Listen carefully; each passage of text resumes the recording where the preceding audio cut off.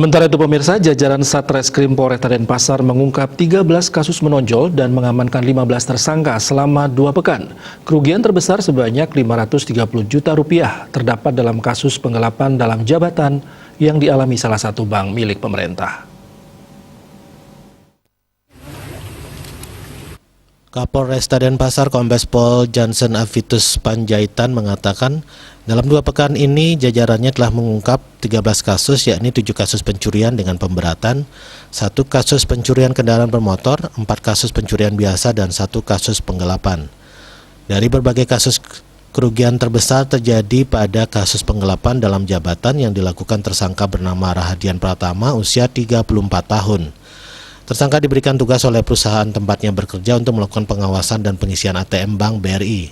Dana yang seharusnya diawasi ternyata digelapkan dengan cara mengganjal sensor uang di dalam ATM dengan kunci menggunakan botol air mineral, obeng, dan tang, sehingga dana tersebut tidak masuk.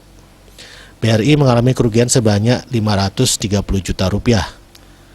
Tersangka melakukan aksinya di 1 mesin ATM Bandara Ngurah Rai dan berhasil membobol 8 kaset ATM atau penyimpan uang sebanyak 5 kali. Terhadap 12 kasus, di mana dari 12 kasus ini ada 13 tersangka.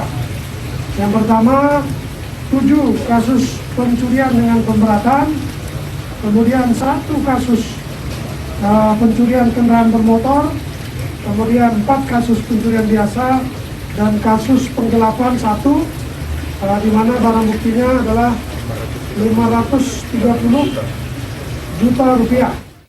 Kasus lain yang menjadi perhatian adalah seorang ibu rumah tangga bernama Diah Ratu Suprapti ditangkap karena mencuri tabung gas. Perempuan yang tinggal di Jalan Majapahit, Kute ini kepergok mencuri sebanyak 53 tabung gas di 14 warung seputaran Seminyak dan Kute. Pencurian dilakukan seorang diri dengan mencongkel warung yang baru akan buka.